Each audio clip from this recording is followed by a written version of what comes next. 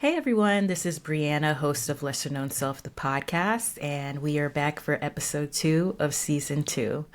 As always, I have a very in-depth interview for you coming up, but before we get there, I'd like to talk a little bit about perception. It's a really big theme of the show, and it's also a really big theme of my life. I'm someone who's always looking for what's the root of this? How can I turn over this rock and find, the mulch or the bug or whatever that's lying up under there? So I thought about it, and I've felt profoundly misunderstood throughout my life, and that's been a really big source of my depression in the last year or two.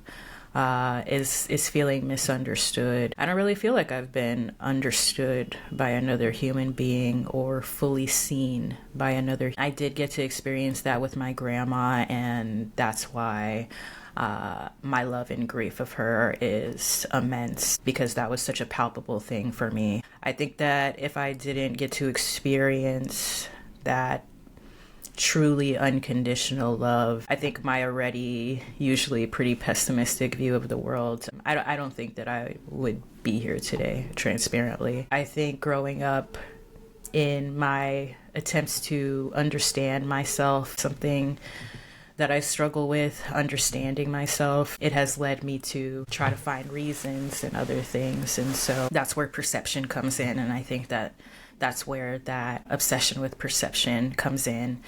Perception is something that I'm going to talk about with my guest quite a bit, who's also a Black woman and can speak to some of the nuance of how you present, how you are, and how that kind of sits with you, and how that ebbs and how that changes. In the interview, I'm a really big advocate for a creative outlet.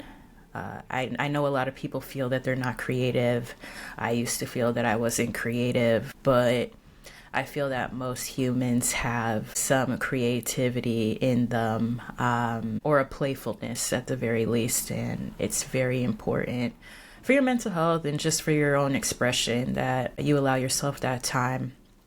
But even speaking further to perception and understanding yourself, which is something that can take a long time, not to be pessimistic, but you might never fully understand yourself. And just having a bit of curiosity about, okay, well, how do I cope with how I feel and these external messaging that I'm receiving, and what does it all mean? And something that's very important to me, something that I really advocate for in my work, and I will continue to advocate further as I become a counselor, is that I feel that with anything, especially with mental health, with healthcare in general, I wish the burden wasn't so much on the client or the person struggling or going through things and requesting or needing support. But I have found throughout my life that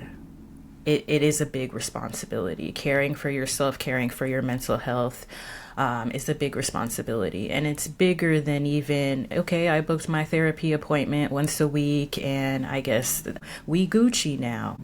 It takes a lot of work. It takes lifestyle changes. It takes confronting things and advocating for yourself. So I feel that with everybody, but especially for BIPOC people, for people who are non-binary, for people who present a different way than the conventional. The reality is that perception exists, and it's never not going to exist.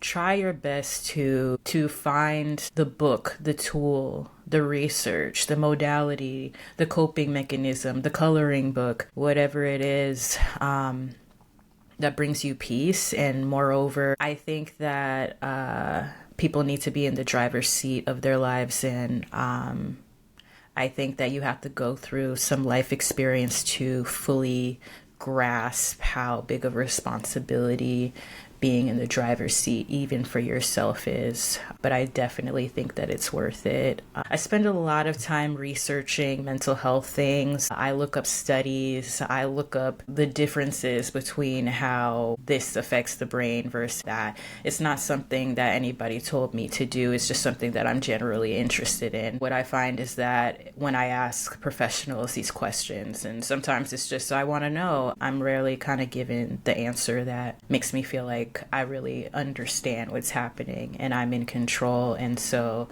I've learned to compensate for that anxiety, that fear of not knowing, with being my own teacher and being my own advocate. That is a very swirly intro, but yeah, advocate for yourself because you deserve it, and express yourself because you're a human being that's not meant to work all the time and never do anything and never enjoy. I'm going to introduce our lovely guest for today, Akili Ni Mali. As I'll get into, is a very talented, creative woman, a mother, and someone who is very brave and honest. I want to start out by thanking Akili for being so honest and vulnerable on the show. I felt like we were, like Spider-Man, all of the things. And I greatly appreciated her perspective. Let's dive on in.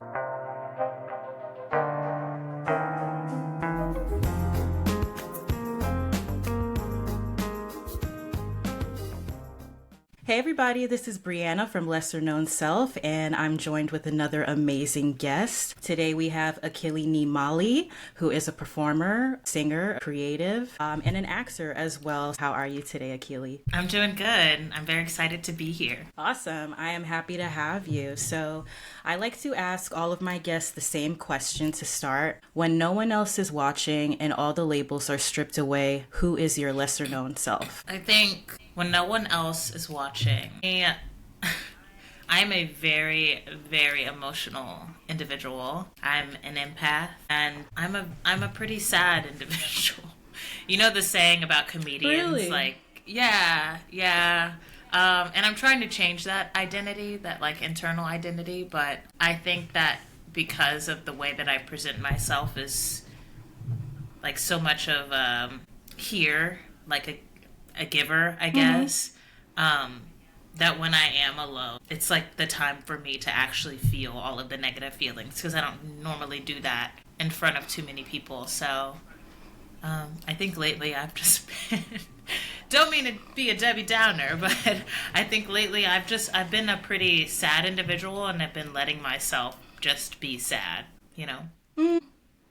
In the video for a song that you recently put out, I mean, when I'm watching you in that music video, you kind of seem like I've never seen a more joyful Black woman in my life. That's why I would love to have you on a show like this, because I believe that people can be very complex, and you can have a song and a video where, you're dancing very free-spirited in the streets with a big smile, and then you can also put out songs that kind of speak to more of your complexities. I look forward to diving into all of those different things with you. Yeah, I mean, that was powerful. That's why I like to ask that question, because I think that so often our lesser known self it's kind of hard to bring it to the forefront, and it is special when you have like certain people, maybe your husband or your son, who get to kind of see that full scope of who you are. So to start, you're very much an indie girl. I know you're in Chicago now, and we'll talk about that a little bit, but you were part of Indie's Art Council's featured artist last year. Earlier this year, you portrayed Nina Simone in the Indiana Repertory Theater's production of For Women. When you've talked about that role, it seemed to really be very impactful for you. What do you want people to know about Indianapolis, and how has growing up in Indy shaped your identity and or activism? Right. Honestly, I was born in California and half raised in San Diego. So I think just moving was a culture shock for me. I think that it has made me more intentional about how I present myself on my platform.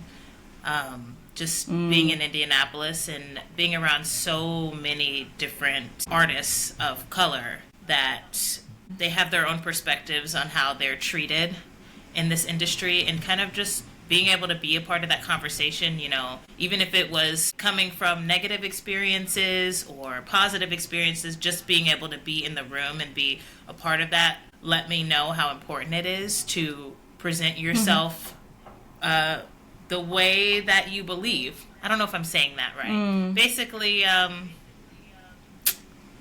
walk the walk. Present like who you want to be. Yeah, who you want to be, and what your beliefs are, and operate in that way, because there are a lot of people of color that can feel seen if you operate in that way. So that's one thing that being in Indianapolis definitely taught me, is just to remain authentic through and through, and that authenticity will always shine through, and it'll always come on top. And I think the city is it's beautiful. It's filled with so many really talented actors and musicians that don't always get to see the light of day. They're not always put on that pedestal that they deserve, but because of that, they focus on their craft a lot more because there's less noise. Absolutely. Yeah. And I was watching this interview that you did with NPR in Indianapolis. You did that a couple months ago, and you mentioned a woman, Deborah Asante. Yeah. Was that the person that you mentioned?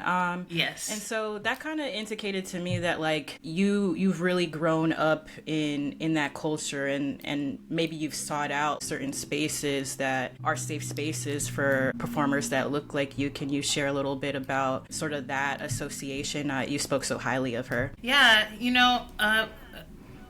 it's so interesting being in these spaces full of Black creatives, because sometimes you think that when you get in those spaces that you'll be fully accepted, but that's not always the case. So I think from the start I learned how to be confident in my abilities and not rely on kinship based off of the color of your skin or what have you ever, not rely on that, and feeling secure and comfortable in my artistry. I learned that being under Deborah Asante's leadership in artistry, just to be really confident, but also to still remain open.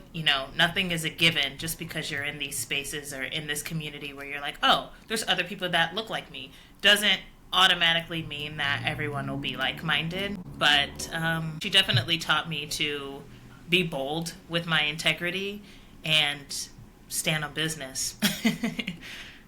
Feel like I sought out a few opportunities where I could be in rooms filled with people that are like-minded and look like me. And a lot of those opportunities I didn't seek out. I was kind of just thrown into it, or people would reach out. I honestly operate off of intuition. So, for example, like when you reached out to me, and a lot of people reach out to me, like independent artists or whatsoever, they're starting their own thing and they want to collaborate. I just trust that it's good, and try not to be skeptical. Try not to assume that people have a hidden or negative agenda, and I let people show me, when it comes to that. And that I learned from Deborah, because I was a very shy kid, and she was very much like, we're going to break that out of you.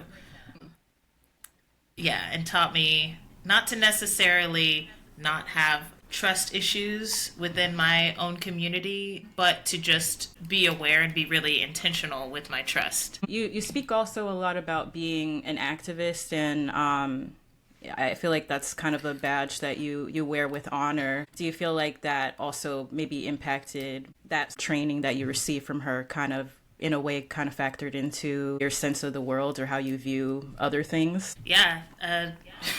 Deborah Asante, she don't play no games. Everyone in her company, everyone that has been touched by her, it's kind of hard to walk away from a conversation with her and not feel moved or changed in terms of activism. I feel like more people are like, you should call yourself an activist. And I'm like, I feel like that's kind of hard to do. Like, I don't see myself as an activist. I see myself as someone who's striving to understand the people around me and speak on things that matter and use my platform for greater good. But being an activist scares me because to me, I feel like it's risking almost everything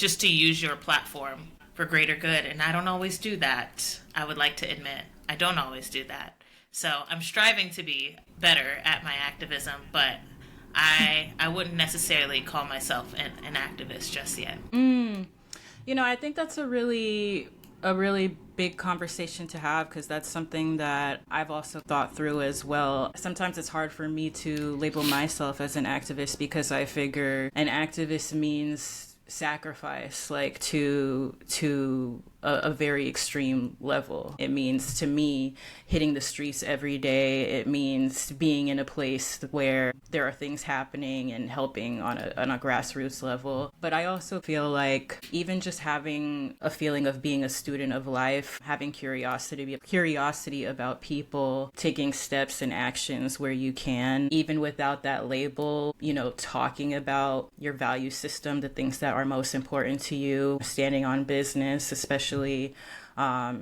with the way the world is right now. I think we can take that label off of ourselves, but in a way, we're all kind of activists if you think that way. And I do think that it matters. I'm in New York City, and we just had a race that happened, and we got Mamdani Very up happy. in there, and I think that's like that's given so many people hope, and it's given people, like, there is activism happening, and not all of us got into the streets, and not all of us, volunteered for the campaign, but we did show up and we did do what we needed to do. So I think we can all give ourselves like more credit too. You know what I mean? I think that you speak about these things in your music as well, and in that way, that's like one of the most powerful ways that you can, talk about your values and kind of like shape the younger generations, and give a sense of like comfort to people who are like, I don't really know what's happening right now, and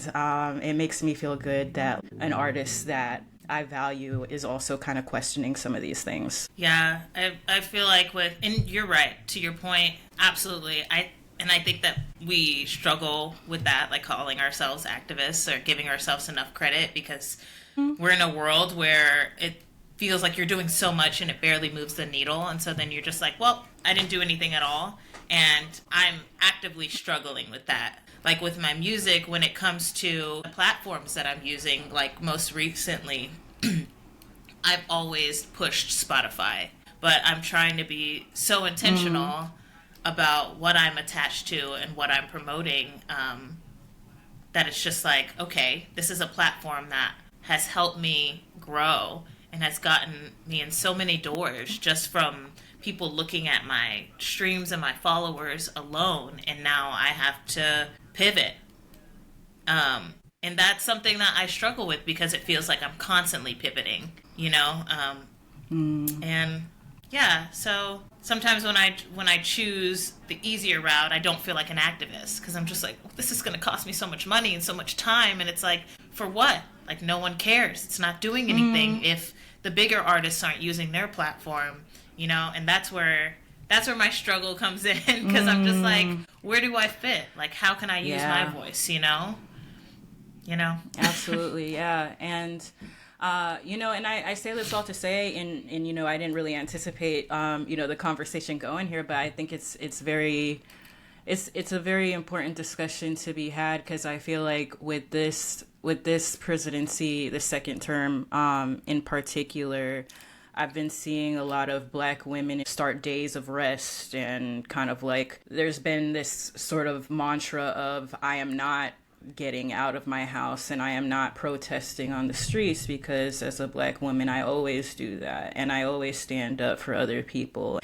Taking it even up into the entertainment world, towards the end of my time in music, I found myself feeling like it's almost like I have to be a pioneer, and the weight of being a pioneer is so heavy, and I would like the people who are at power, who usually do not look like me, who can change certain things in the music industry, I would like them to do some of those things. Yeah, I didn't anticipate the conversation going this way either.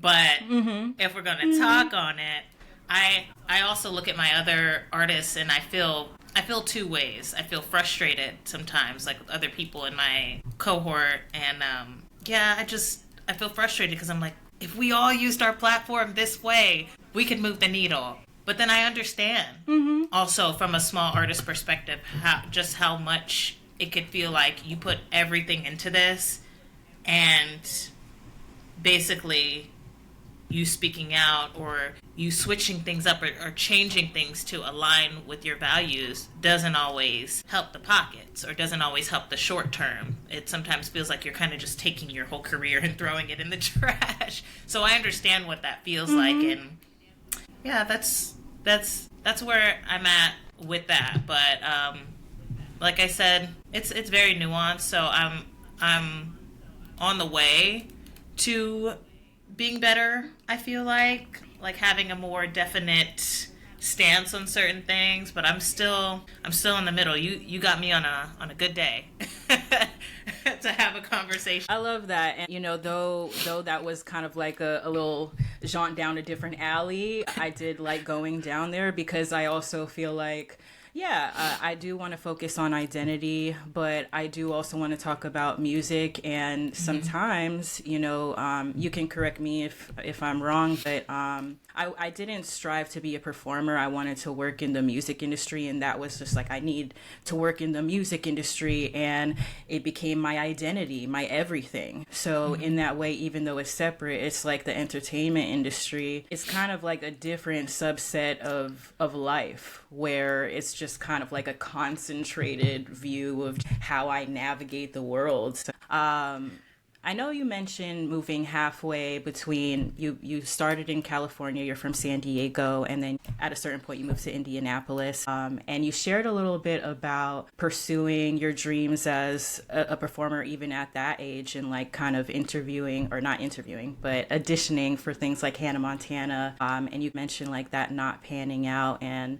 I wanted to kind of talk a little bit more about that. Like, how did that feel? Was that impactful? Was it just kind of like, oh, we just moved on from that? I kind of want to talk a little bit more about how that shaped you, if at all. So I was 12 when I left middle school. I was being bullied. I also had locks down to the middle of my back. So I'd never seen my curl pattern. I kind of out the gate have always felt othered by every race, including my own, just because I didn't do a lot of the other things that the other black girls did. And I mean, as a black girl growing up, most of your culture is centered around like food and hair and your body. And that's like, you Absolutely. learn the basics of everything. Yeah, so my mindset around hair was really weird because I'm 12, going through puberty, move across the country, get scouted by this guy, auditioning for Hannah Montana and all of these different things. I quickly learned that who I wasn't enough at the time in the industry, that I had to be someone else. I was encouraged to cut my locks off. I was encouraged to be more feminine if I wanted to be a black girl on TV, because at the time, and even still today, black girls on TV are biracial for the most part, in my experience. So if I wanted to play my own race, I had to be more palatable to white audiences. And that did not do what they thought it was going to do. It awakened the activist in me and made me just want to be that person representing all of the girls that are told, no, you're not enough. Yeah, that was a super weird journey, because to hear that the way that I looked wasn't enough at 12 was outraging for my mom. And we ended up leaving, but it just made me want to hone in on my craft even more so that I could be that voice for other little girls that want to pursue it. Yeah. And I definitely want to dive into sort of how that kind of alchemized together to bring us to where you are today. I know you've mentioned that your parents are musicians. You just mentioned having locks. So it's giving a black family. So what was your upbringing like? Did you find that kind of differed from how you were perceived in terms of your identity as a black woman? Yeah, my upbringing is my dad is technically my stepdad, but he's been in my life since I was 3. My parents were long distance, and he's from Indiana, and they're both military as well. But for the most part, my mom was a single mom. She raised me and my brother, was in grad school, got her master's, all while she was raising us in California, which is a very expensive city. If it gives you any context, we were raised by a single mom, but we lived with my grandma. But we were also around a lot of Hispanics. So my culture was like, I don't know, my best friend was Samoan, and my other best friend was Filipino, and then my other best friend was Venezuelan, and I just grew up in a melting pot. And you know, my closest best friend, she struggled a lot, like with her parents, with addiction, and just being in and out of a lot of mess. So I witnessed all of that growing up. Take that, and moving to Indianapolis, where things are very like, I don't want to say Indianapolis, I want to say Indiana. Things are very black and white in terms of mentality, and it's just a lot more segregated. So yeah, I feel like I halfway grew up with more of an open-minded, like being surrounded by a lot of open minds and a lot of different demographics, and then I being told that that is not the way that we do things. So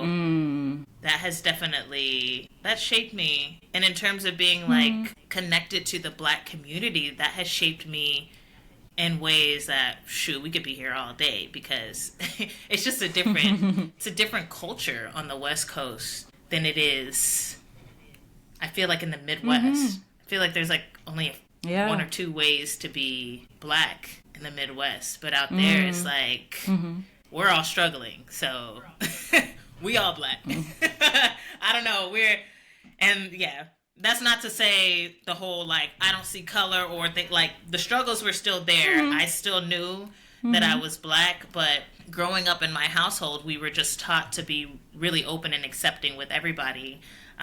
So have cousins that are biracial, so I just grew up in a really mixed family, mixed ideologies, mixed religions, and that's where I come from, so that's how I operate. It's really hard for me to be in spaces where people are like, this is the way things are. Absolutely. Yeah. There's just a lot of opinions on, still to this day, about what it means to be Black. And similar to you, I've struggled. I went into rock music, where most, if not all but one of my jobs, I was the only person of color, not the only Black person, the only POC like on the entire like team. And it kind of brought up this like sense of confusion for me, because growing up, I got a lot of jokes about being like an Oreo or a white girl, or like it's always been policing of my Blackness. And where I'm at right now is kind of like a soft place between like accepting myself a little bit more. But I still struggle with kind of marrying like all the different sides of myself. It's almost like that's usually not allowed. And it's only in certain opportunities where someone is like, you could just be yourself, right? And I'm like, well, no, because that's kind of a trap there. I'm not kind of allowed to be all of those different things. Do you still ever struggle with marrying your different interests and different sides of who you are with how you present? Yeah, with how I'm presenting it, yes, especially in an industry that's so much about branding. And it's just like, okay, but who are you? What's your elevator pitch? So like, I mean, right now, for example, if I'm going to send someone my artist bio, it's going to say, I'm from California, moved to Indianapolis, I'm a jazz, soul, and R&B singer. It's like, what does that even mean? Like, I sing everything, you know?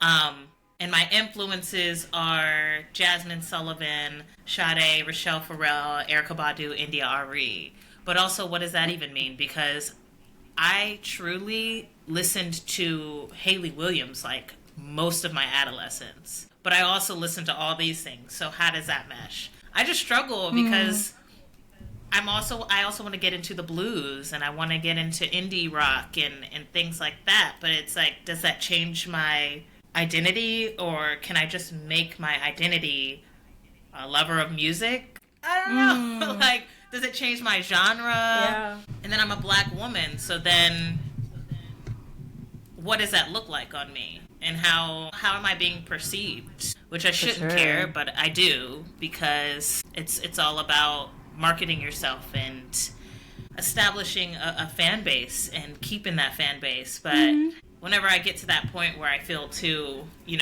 conflicted about how I'm going to present myself, that's when I say, and excuse my French, but that's when I say fuck it.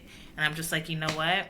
I'm going to be perceived how I'm going to be perceived. And that's honestly, being a mom has simplified that for me, because I don't even have the time. Yeah.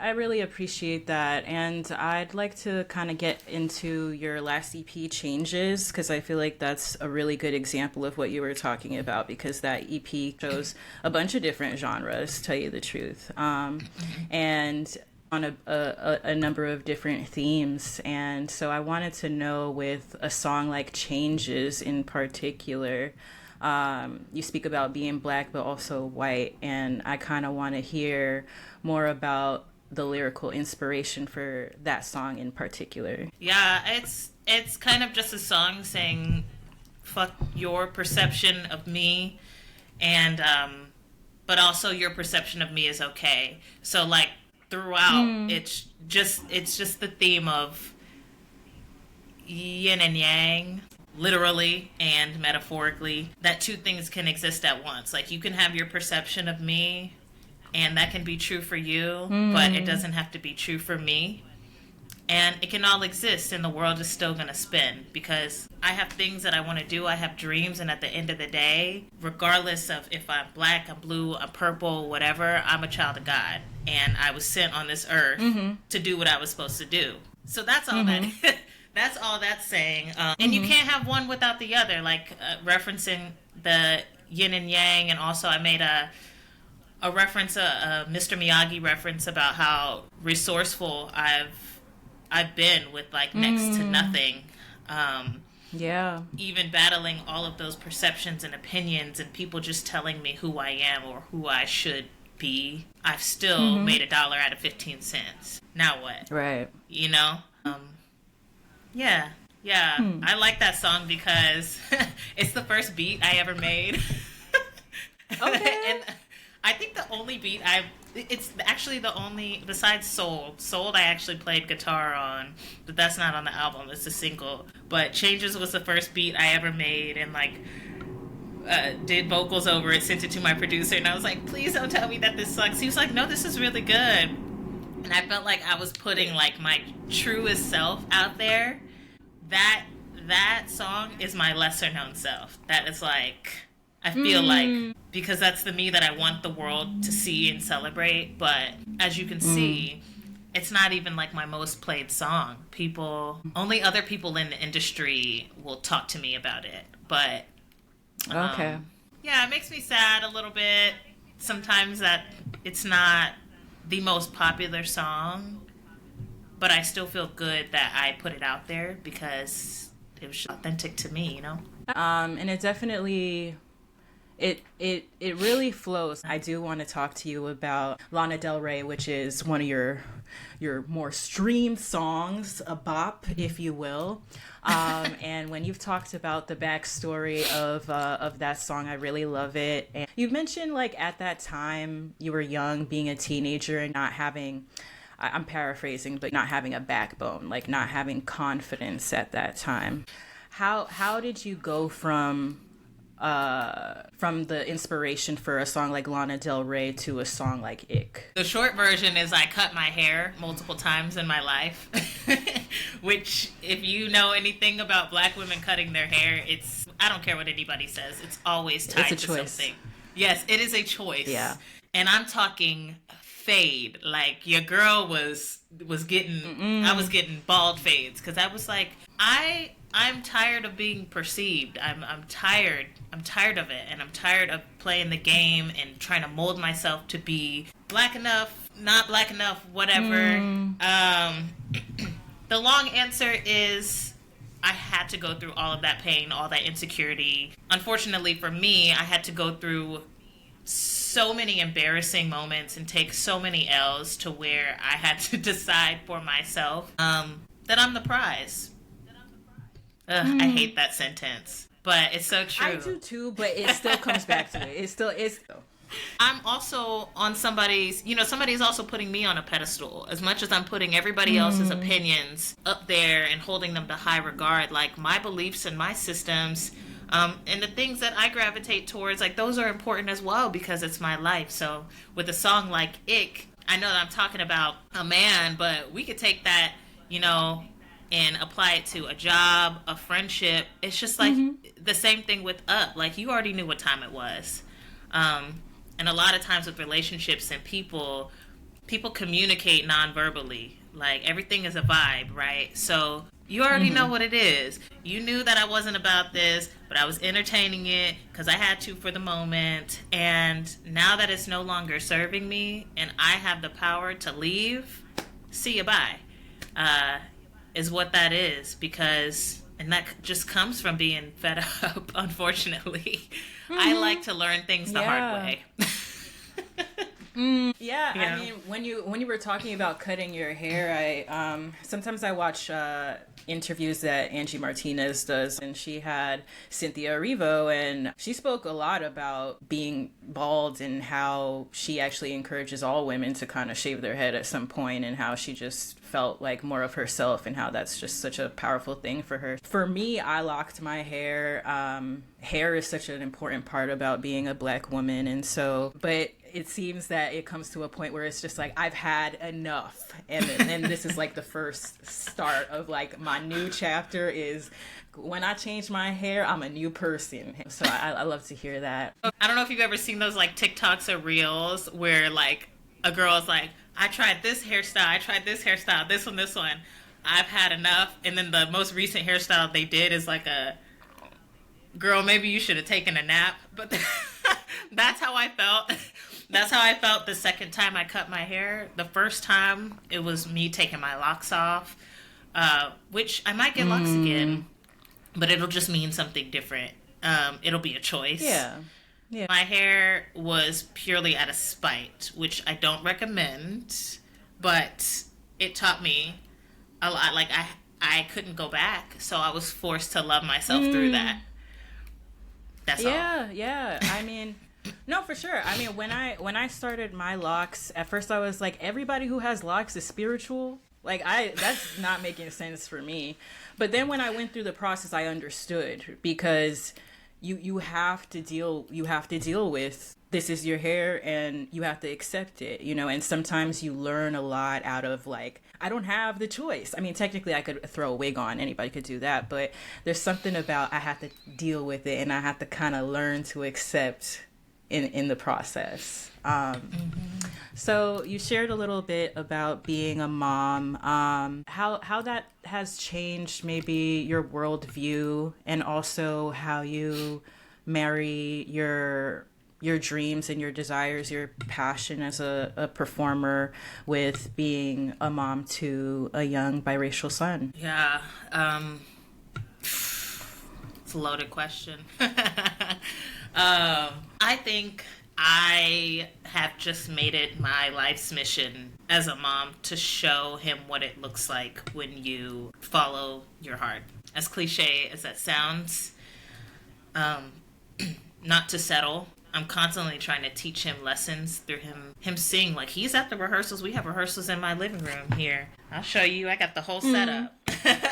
And he sees them when it's appropriate. Obviously, I'm not at the bar with him or anything, but he knows. He knows what mommy does. He knows what a rehearsal is. And also teaching him that, like, a woman can go out and do it, and teaching him that interracial is a thing, that it's not taboo. Like, mommy is Black, daddy is white.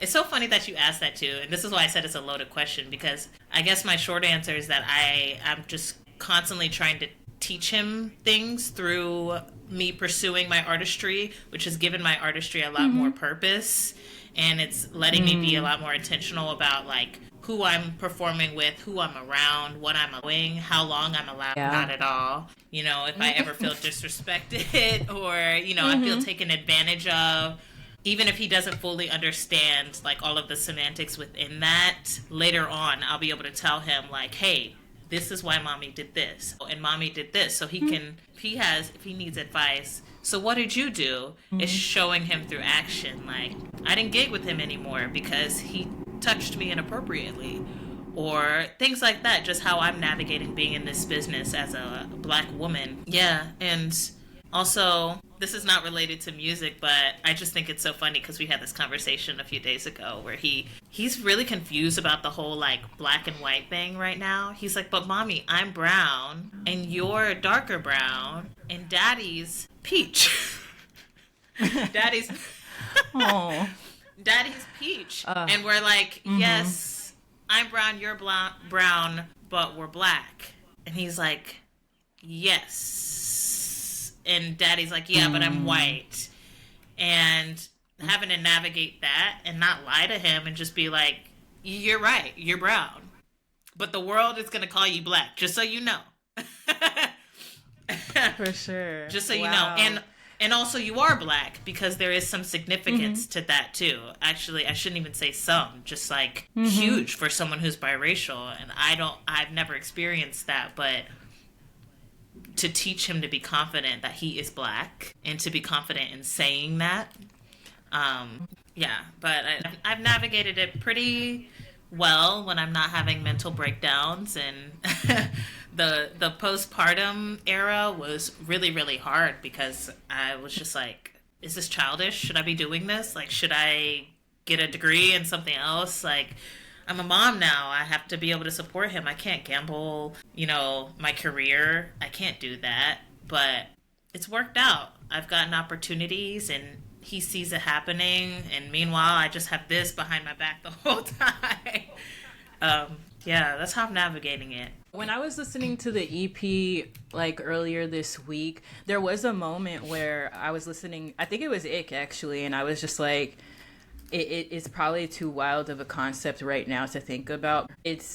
I don't know, it's just so significant, like when artists have children, and it's like, regardless of, kind of your reach as a performer or an artist, I feel like that's just one of the best like gifts that you can give a kid, even in an unintentional way, because it's like they can hear who you are and glean their own like learnings from it. I was thinking about like your son like listening to your music one day and being like, yeah, my mom was cool. He likes my music a lot. I think he does, at least.